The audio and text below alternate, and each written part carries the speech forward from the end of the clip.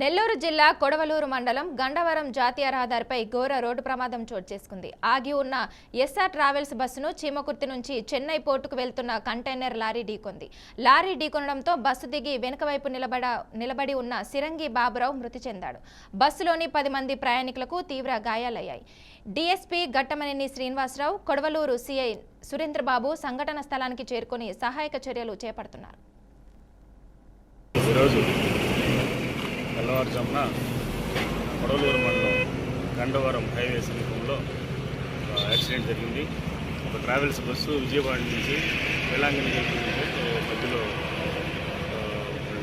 పాప వామిటింగ్ చేసుకుందని road side ఆపి కొంచెం పబ్లిక్ కూడా కింద దిగి ఉన్నారు. అదే సమయంలో వెనక వైపు నుంచి చీమకుర్తి నుండి చెన్నై పోర్టుకి వెళ్ళేటువంటి ఒక లారీ బస్సును చూసుకోకుండా వెనక వైపు నుంచి గుద్దేసింది.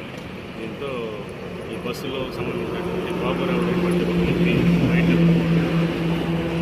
లారీ ఉండడం వల్ల స్పాట్లో చనిపోయాడు. ఇంకా సుమారు 10 మంది వరకు కూడా ఇంజరీస్ అయినాయి.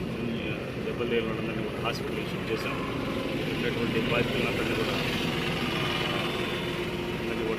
సేఫ్ ప్లేస్కి తీసుకెళ్ళి అక్కడి నుంచి వాళ్ళ గమ్యస్థానాన్ని చేర్చడానికి పోలీసు వారు ప్రయత్నాలు చేస్తున్నాం.